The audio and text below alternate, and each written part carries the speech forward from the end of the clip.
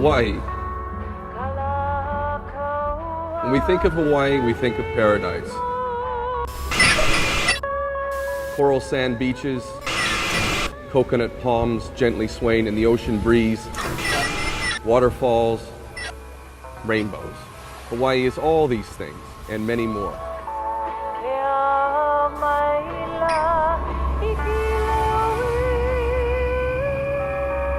In fact, Hawaii has a deep, dark little secret, a secret the U.S. government wouldn't like you to know about.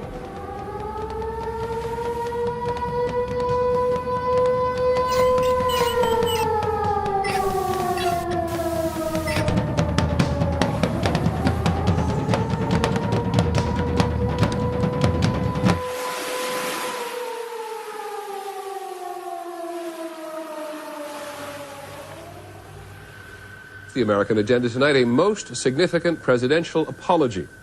At the White House yesterday, President Clinton signed a formal letter of apology to the people of Hawaii.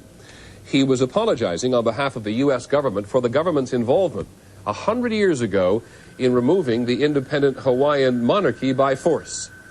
And on the agenda tonight, Hawaiian identity. Native Hawaiians who say, "Give us back our country."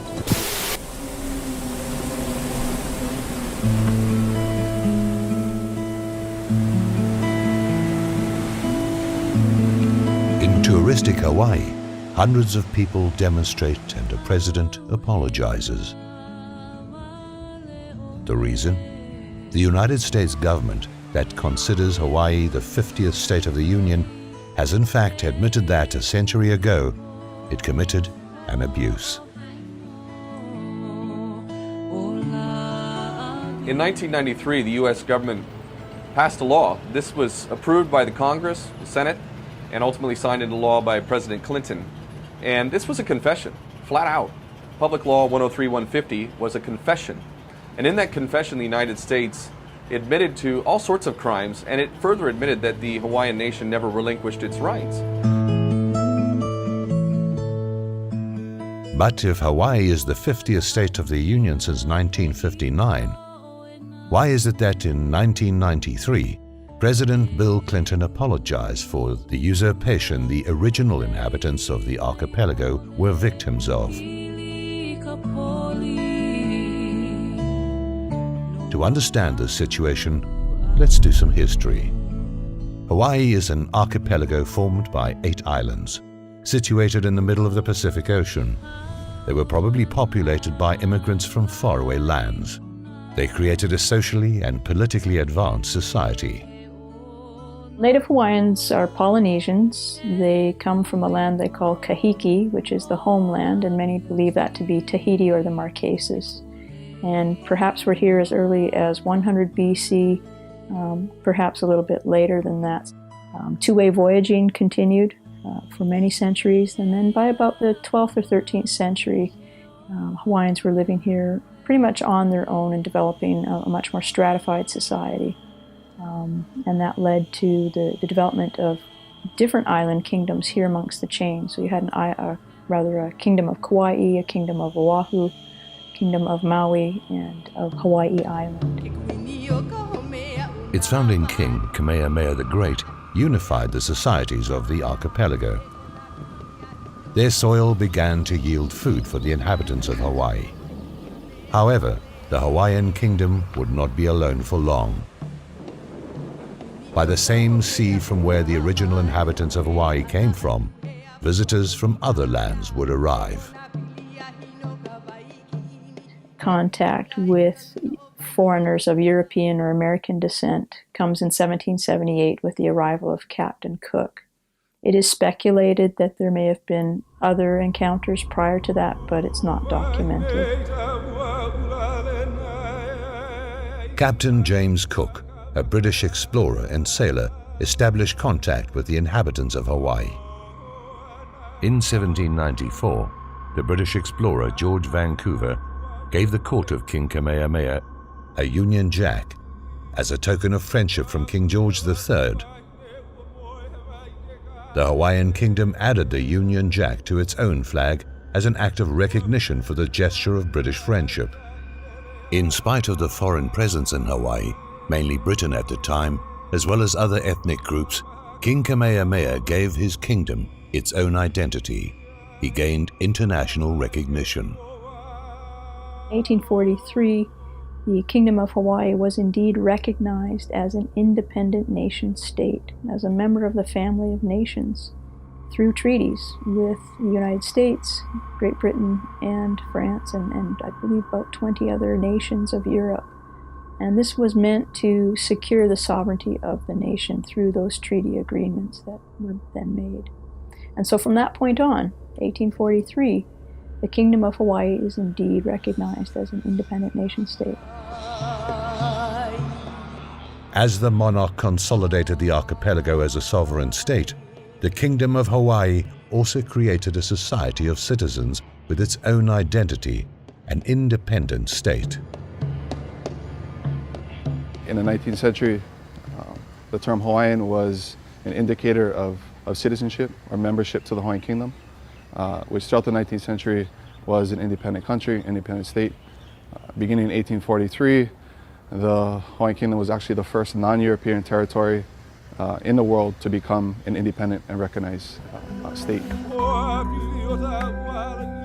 As a sign of recognition of Hawaii's independence, several members of the Hawaiian royal family travel all over the world on official visits. They were welcomed by kingdoms and republics as the true representatives of a sovereign kingdom. In the meantime, Western immigrants continued to arrive in Hawaii. By the start of the 19th century, a few American settlers were already living in the archipelago.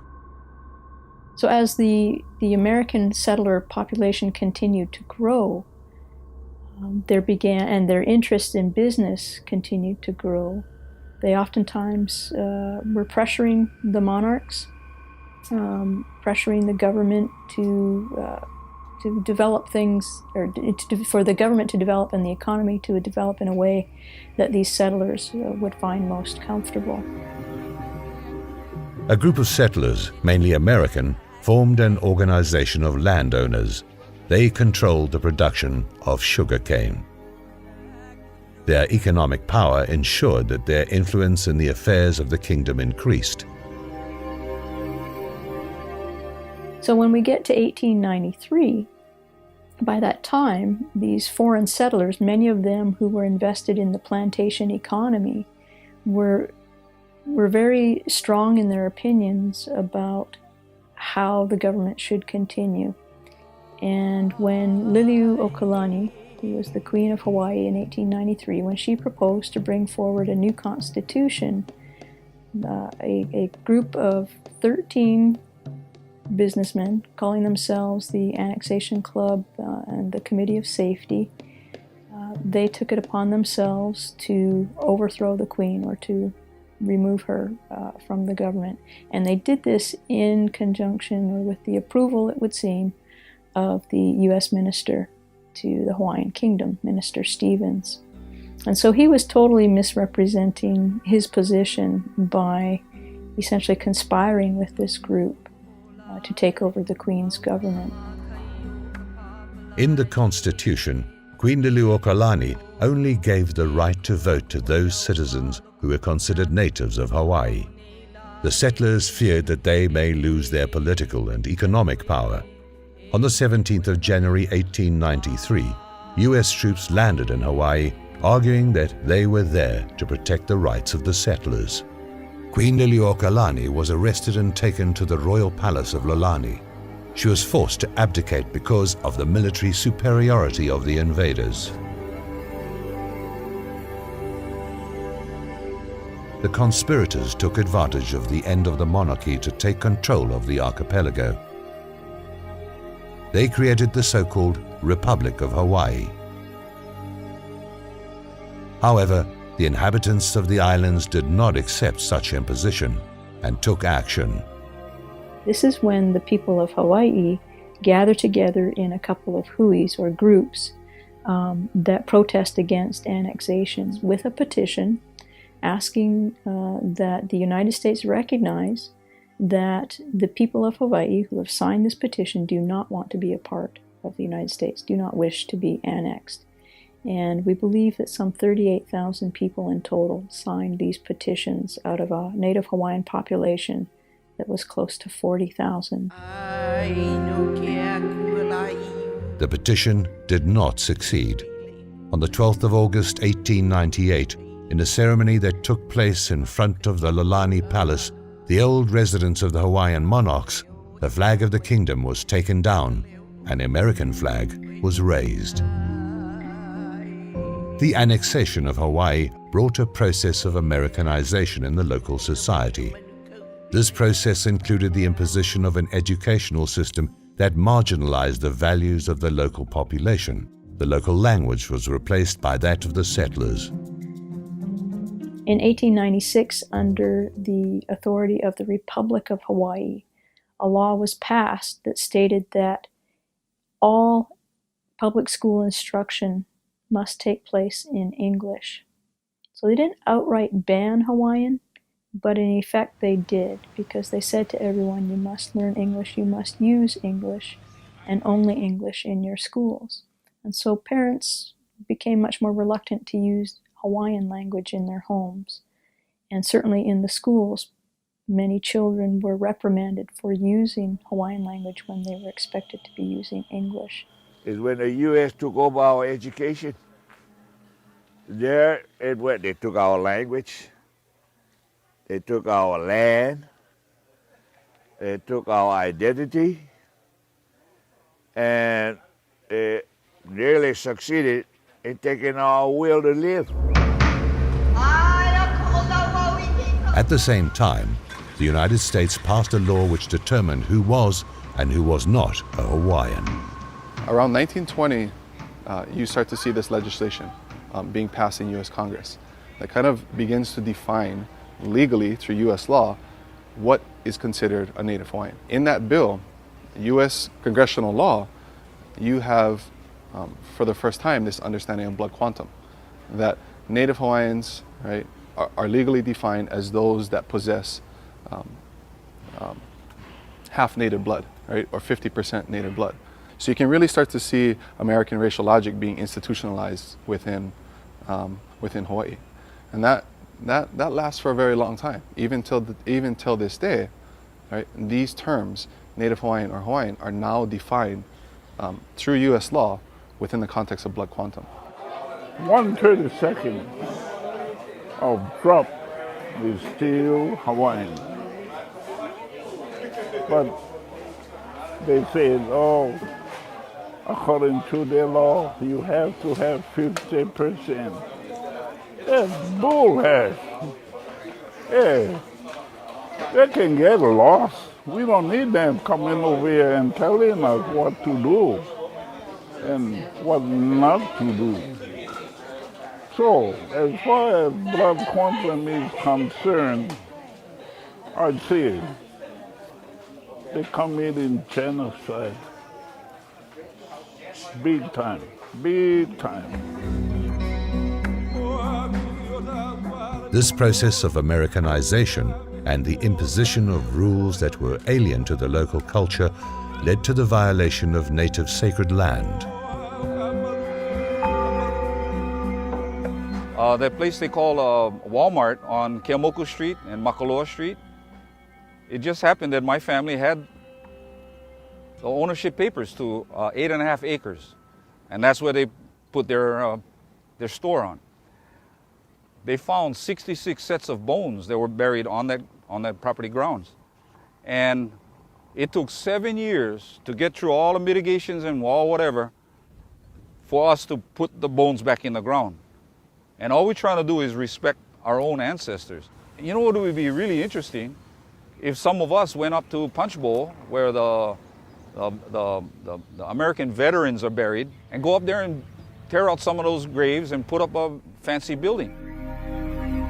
The United States did not settle for the annexation of Hawaii, the suppression of the local language and the desecration of hallowed lands. They wanted statehood. They wanted to turn Hawaii into a new state of the Union.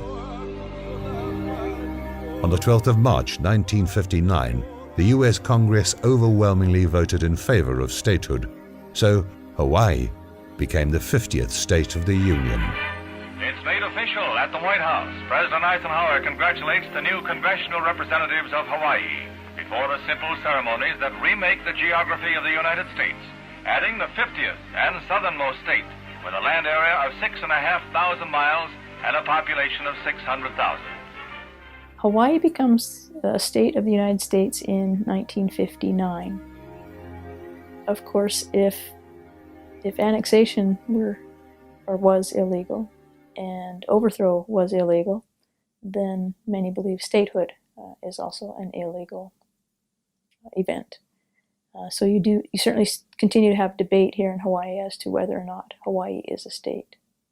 But officially, according to the United States, in 1959. It is not surprising then that President Bill Clinton sanctioned a law whereby his government apologized for the dispossession the local population had been victims of. The law recognized that the people of Hawaii had not voluntarily relinquished their rights, nor had they accepted the abolition of their kingdom. You don't need to be a lawyer, really, to understand. If the criminal admits to committing a crime against you and further admits that you never relinquished your rights, i.e. your property was stolen and you never relinquished your rights to the property, you don't need to be a lawyer to understand that according to them, that the Hawaiians have one of the best claims, if not the best claim, for independence once again. So that bill really should have apologized to the national population. But that wordage of saying national population would kind of throw off, right, the political intent of that bill, to kind of sidestep, right, or kind of erase that history that it was a kingdom. Why did the Americans do it? That was the first question I asked when I heard about the apology bill. It was an intent to defraud the Hawaiian nation, the Hawaiian people even further. The apology bill was followed by several resolutions proposed by a senator for Hawaii, Daniel Akaka, to be implemented by the year 2000.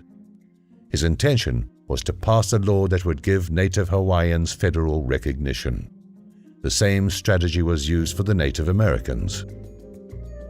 In 2009, Congress passed the so-called Native Hawaiian Government Reorganization Act, also known as the Akaka Law. According to this law, the descendants of the original inhabitants of the archipelago could form a government, but within the U.S. federal structure. They could not reclaim the rights they had lost before the overthrow of the monarchy in 1893 or their status of sovereign nation. And I believe the people that were involved in the Akaka bill that's trying to continue to deprive us were absolutely on the track of imposterating our claims. And at the end of it all, first of all, naming us Native Hawaiians, which we're not Native, we're nationals, okay? So imposteration started, not knowing this. Then the imposteration for Native Hawaiians were coming. And then the next step would be that the imposteration was that they now becoming the Native Hawaiian Pacific Islander Asian Foundation. And most of our people don't know this yet. We're on a different boat here. A lot of people like to compare us with the American Indian, per se. Well, in our situation, we're fortunate enough to have a government that actually had the treaties with the U.S. that actually have never been dissolved. So, you know, if anything, it'll show America's true colors, if they want to be a good big brother or not.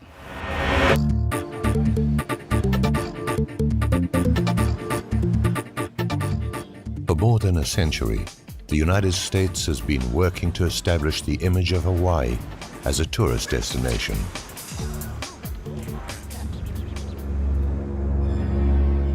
Behind a facade of paradise hides a history of usurpation and dispossession. This history has given rise to several pro-sovereignty movements which have demanded their right to be an independent nation.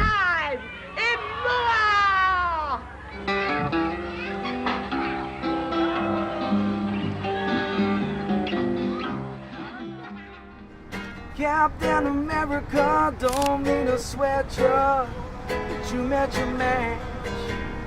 Remember all the stolen lands, this Hawaiian Superman is wanting it back. Give back the land, Captain America. Give back the land, Captain America. Grady, give back the land, Captain America. It's our land. Give back the land. Governed by your policies, all we want is sovereignty. It's so hard to pay rent. This is for the aunties sleeping under palm trees and living in tents. It's a shame Hawaiian. Pro-sovereignty movement activists have started a process to recover their language and art. At the same time, universities are researching the history of Hawaii by dusting up old newspapers from the 19th century, all written in the local language. The Apology Bill strengthened the pro-sovereignty movements. They started to explore the possibility to recover their own government, the one that was in place before the annexation to the US in 1893. The lawful Hawaiian government is part of that process. My name is Henry Noah. I'm the elected Prime Minister for the reinstated lawful Hawaiian government. The lawful Hawaiian government was formed March 13, 1999, and it actually reinstated the former government offices that was in existence prior to January 17, 1893, the day that we got overthrown. Our government was overthrown. So what has happened since that day till now is that basically there was actions taken by the conspirators, who are the United States government, to try to justify or even validate their actual existence here and their authority that they exercise here in Hawaii. The lawful Hawaiian government, which has been in place for more than a decade, is not legally recognized by the United States. However, it is not simply a symbolic gesture of sovereignty, but it has its own structure. It legislates and governs on the basis of strict rules. We have a House of Nobles, a House of Representatives, and an executive branch, which includes Prime Minister, Minister of Foreign Affairs, Minister of the Interior, and a Minister of the Treasury. Currently, we are engaging in land reclamations. We realize that we would have to be able to get our people to unite under this government. So we've done a lot of educational programs to get our own people to understand. Listen, the government still exists. It's been in abeyance. It's been absent all these years. All we needed to do was put it back, bring back the government, which is what we are able to accomplish. The second thing that we educate our people to is now we need to put power to the government. And the only way that can happen is if we as a people participate in that government and begin to build the government, the functional bodies of that government, the executive, the legislative, the judicial branches, all of the departments that come to function a government has to be reset, of which we have actually accomplished those things.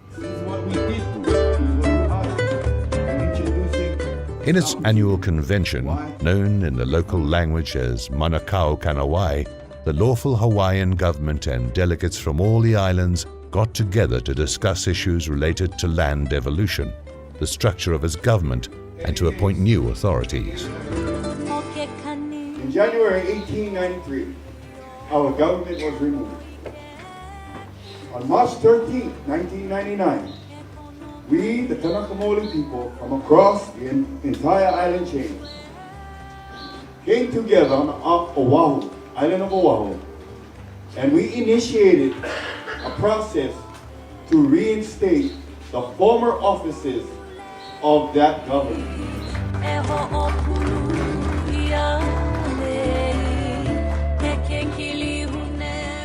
It's been a long process, so from my understanding, the Hawaiian government has actually, the reinstated lawful Hawaiian government, has progressed to a point where now things are going to start to come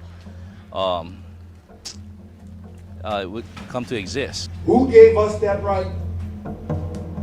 It's inherent in every Kanaka Maoli, and it's an obligation on that individual's part to fix an injustice, to understand who you are, and you have the perfect right to step forward and try to fulfill that obligation. We've been talking about how we're going to do things, but now we're applying ideas that we've been bringing up at the table at the Mauna Kea Kanawais for the last 38 conventions, and it's going to pan out pretty good, I think. It's been a long time coming to get to this point where we're at today, where we can actually reclaim land and issue awards. We did a lot of preparations to get to this point, and now that we're actually here, it's a little overwhelming, exciting.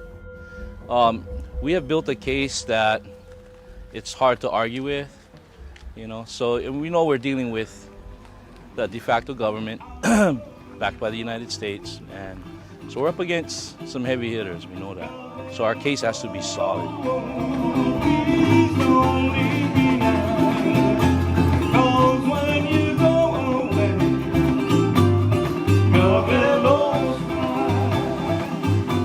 There has never been a time that I know in our history that we have not worked to regain what is rightfully ours.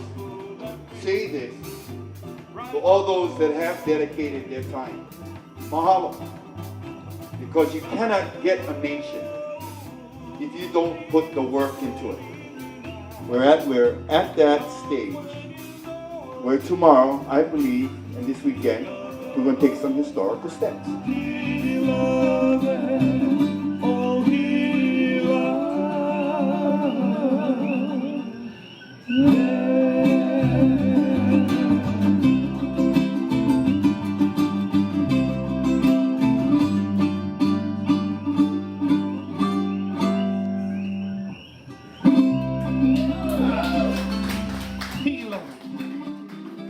We have legislated resolutions in our Constitution.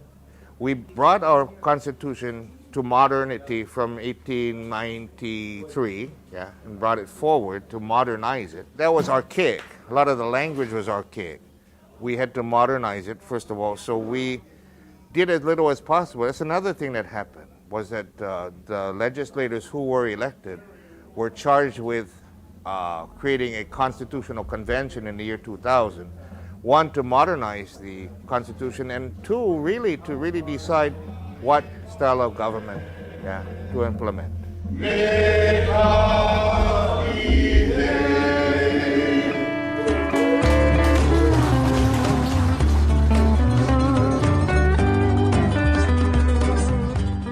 The lawful Hawaiian government's legislative branch is divided into 7 districts. Each one has a representative and a noble, according to the ancient traditions of the archipelago. In this branch, young and old take part without distinction. So the way I look at it is being ahead of the curve, in a sense. You know, there are a few other members of the government itself that may be my age or younger. However, I guess what it comes down to is, well, being called old for my age for some time.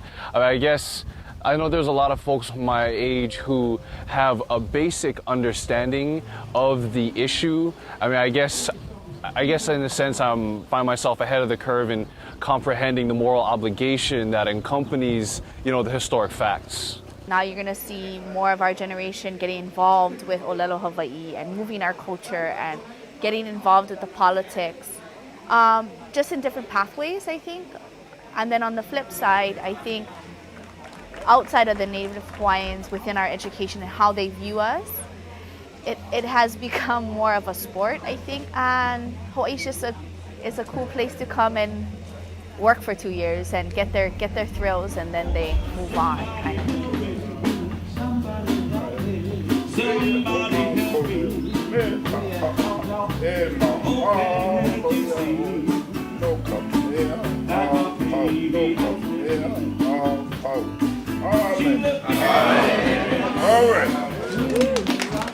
Why I'm doing what I'm doing here today, and this is the day we waited for a long, long time, and we've always said it only on God's time will we do this. Well, today is God's time, where we're going to put the people back on the land. It's this very spot, 13 years ago, Uncle Robert and I sat in his car, and we asked God to help us. And the rest, our Prime Minister at that time was the organizer of our hui. Everybody was waiting for us to bring one Kanaka to that meeting. This is when we was going to put the government together. And we asked God, right here at this very spot where we sit, help us. Help us.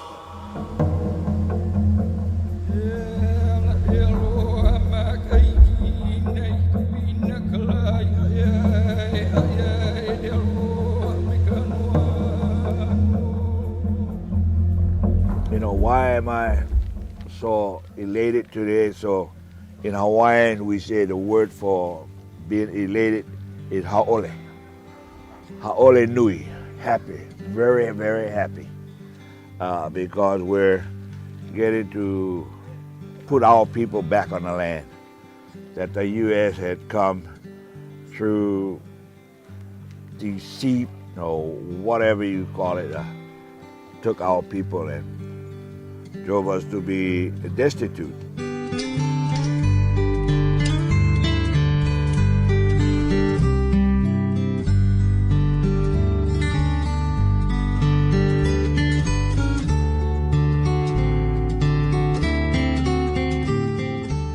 And the problem that we're having is that they're not fulfilling their obligation.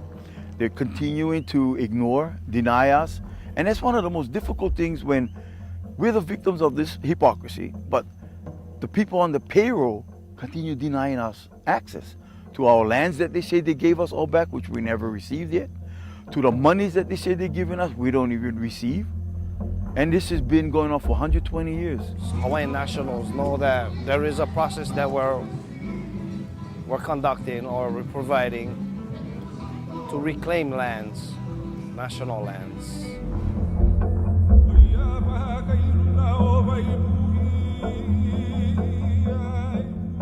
During the Lawful Hawaiian Government's convention, Prime Minister Henry Noah gave land titles to groups of 10 people. For them, that simple ceremony means the beginning of a new chapter in their lives. Because such land is situated in an area affected by volcanic activity, in fact it does not belong to anyone. It is barren land where 10 settlers and their families will build up their future. Yes, sir, no man change your plans. Don't wanna be a fireman.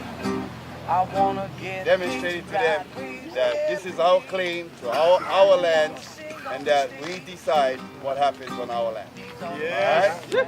Again, 1, 2, 3, oh. 1, 2, 3. Reality, I'm finally seeing what I want to see. You gave me what I needed, something to believe in. Court fees, divorce, see no strings attached. Now I got a second chance. Well, now we have a land. So instead of going far up the hill, miles away from home, now we can just walk out here and home. E te mea te hau muoro. Ane o tō te atua no te hapatauturi a tātou te taime. Maururu, maururu ro. Amen. Amen. Well, this one lot, this is for the community center where the community can meet. You know, you can come and have the kupuna, the elders do crafts, have the younger ones learn etiquette, you know, Hawaiian etiquette, learn how to make medicines, learn how to do medical techniques, learn language, skills, and you know, anything that the community needs, any kind of education as a whole, they can come to this hotspot. And then of course, tourists who are walking through, they can always visit. Anybody who wants to know, they're welcome to come.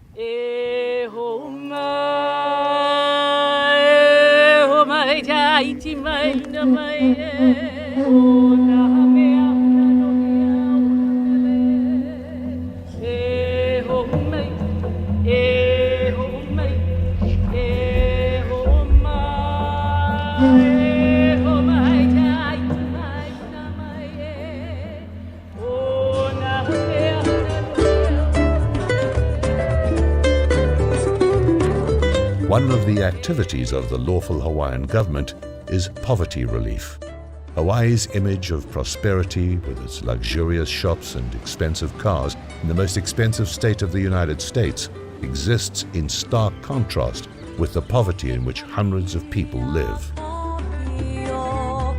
The 2010 census found that 33% of families with children under 5 years of age live in a state of poverty.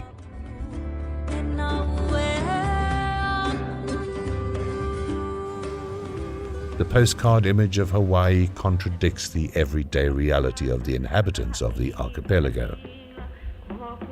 What you see here around me is a homeless village that was established in 2009. This is adjacent to Waianae Pokai Bay Boat Harbor. The boat harbor is right here. This campsite is right here. What these people have been able to do is stay out of the public parks, which their presence in occupying public parks seems to interfere with the tourists. And the government does not like interference with cash flow in any sort. So this area here is called Pokai Bay. And we're going into the bushes adjacent to the harbor.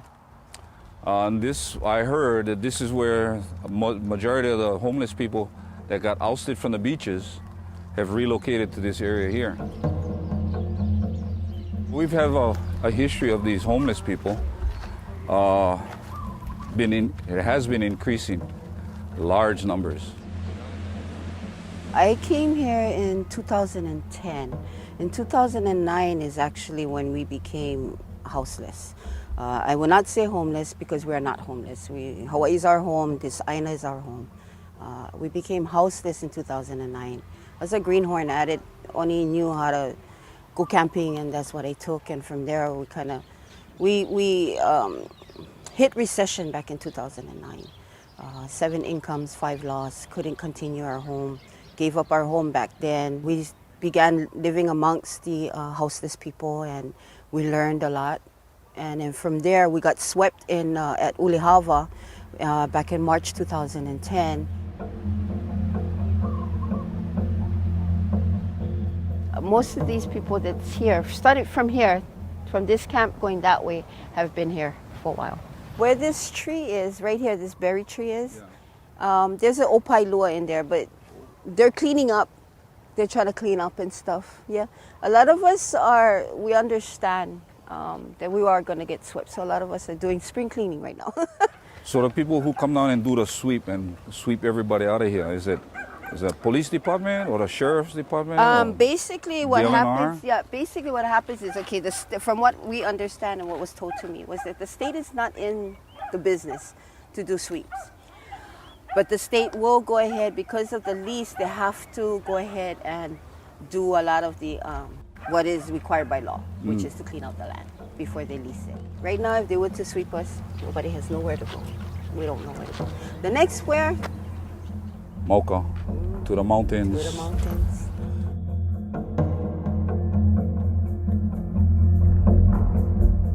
But the denial of their rights, the poverty and the marginalization under which they live are not the only problems faced by Hawaiians. There is a threat that hangs above their heads that puts in jeopardy their very existence: war.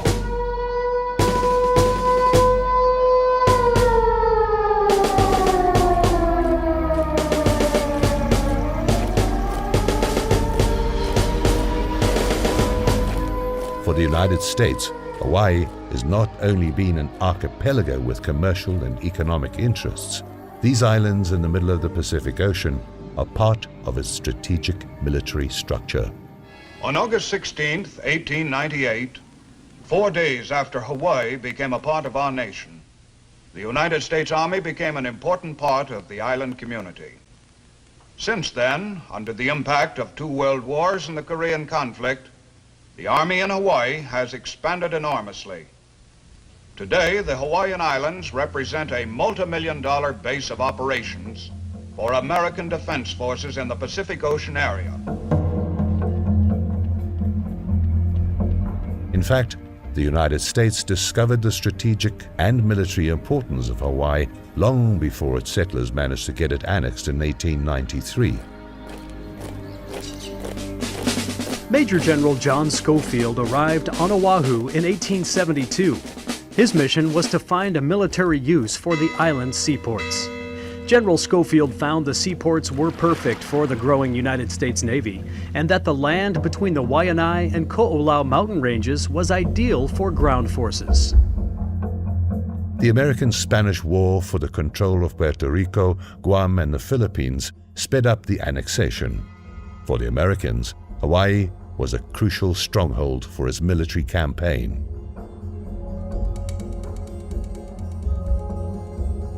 Pearl Harbor, built in 1900, became the main United States naval base in the Pacific.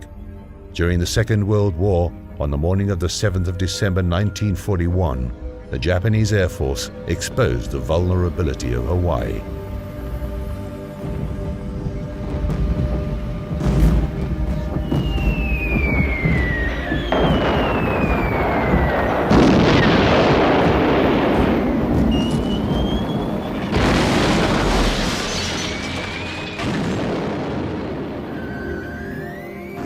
I was 9 years old when the Pearl Harbor happened, when Japan came by and bombed Pearl Harbor. That was a very memorable day for me, particularly. I didn't find out the destruction after everything was said and done, where when I went home to my grandparents' home, I seen all the holes in the roof where the planes came over and strafed.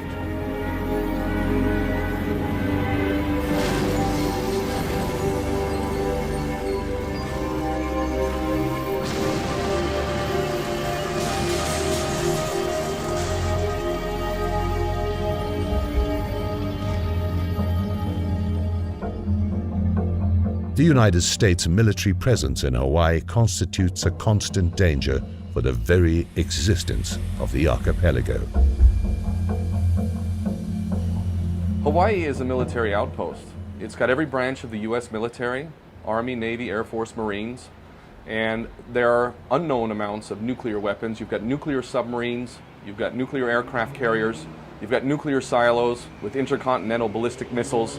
Those missiles are directed at targets all around the world. There are literally billions of people under threat from the missiles that are based here in Hawaii.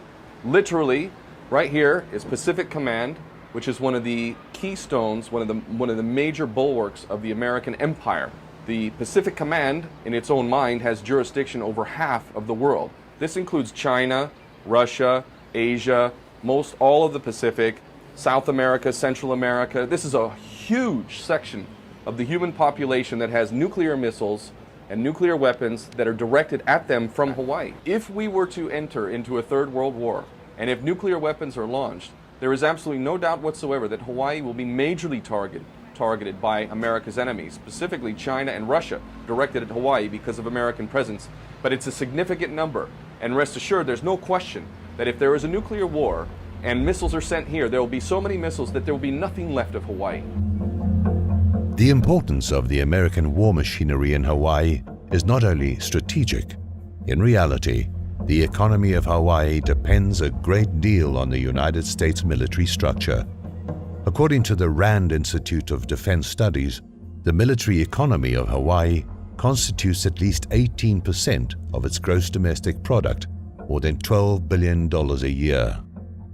Military-industrial complex is the #1 economy here in Hawaii, entity of our economy. Everybody thinks tourism is #1, but I believe that the military-industrial complex is actually at the top, if not the two tied together. So that's what drives our economy. So it's very difficult to even have the discussion about withdrawing some of that military presence because our economy is so dependent on it for so many people.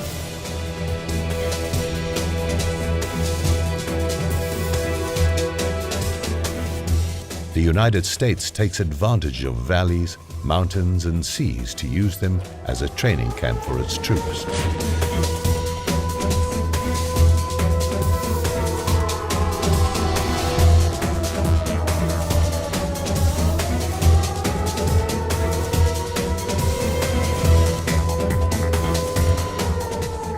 At the same time, the United States offers its Hawaiians enclave for the training of foreign troops.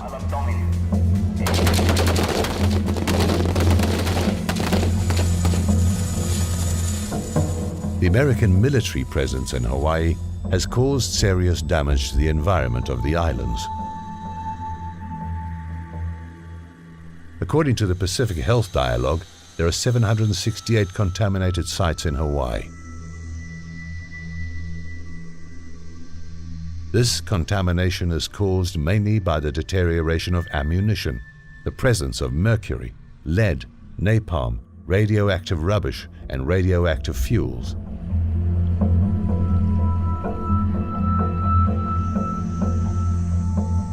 In 2008, Colonel Howard Killian admitted that there was enriched uranium in Hawaii, but he argued that there was no danger for the population of the archipelago.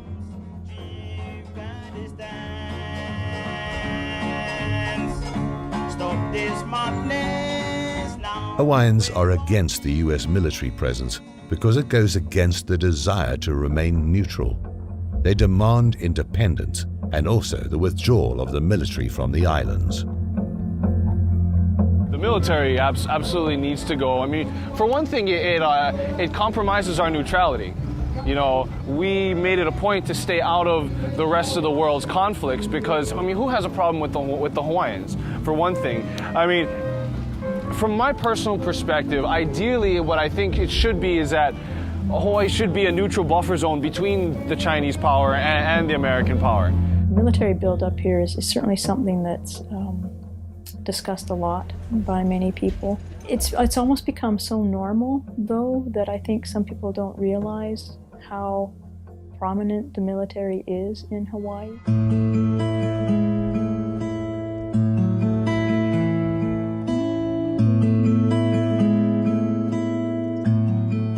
Poverty, high living cost, cultural alienation, and military threat are the direct result of the presence of the United States in Hawaii.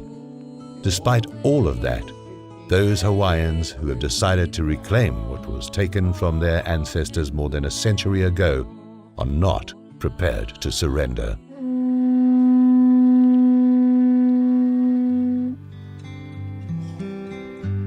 My efforts for being involved with this process of reinstatement is I'm trying to get back to being a lawful person. The law that you see here today is a charade. It's a big old Hollywood production. That's what is going on. And Hollywood does real well in fabricating identities and whatever else they do. I guess what it comes down to is, well, for me personally, having been aware of the wrongs that were perpetrated, well over a century ago, part of it has to do with, for me, making sure that, you know, that the torch stays lit. I think you're gonna get mixed feelings for sure, but it's hard.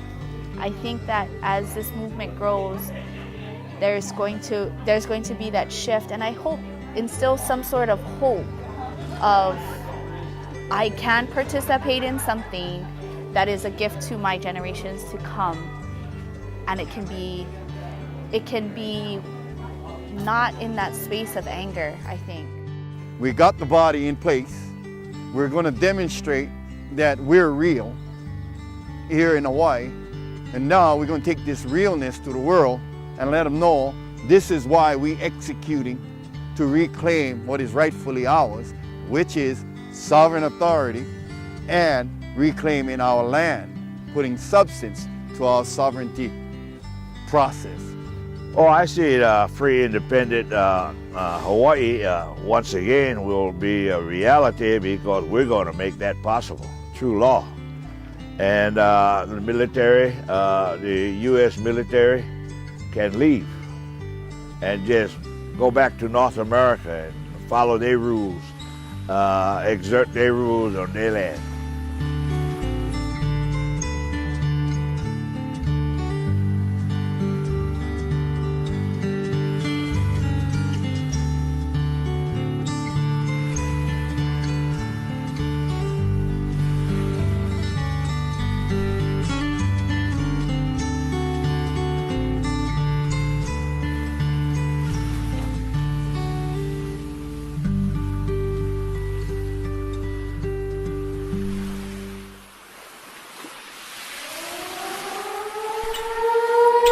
Captain America don't mean to sweat you, but you met your match.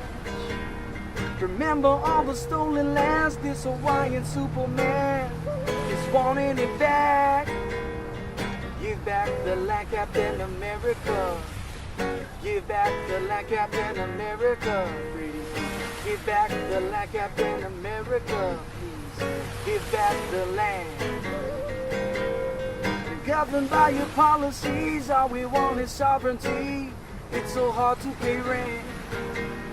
And this is for the aunties sleeping under palm trees and living in tents. It's a shame Hawaiians are moving away. Leave the ocean for promotion, better wages.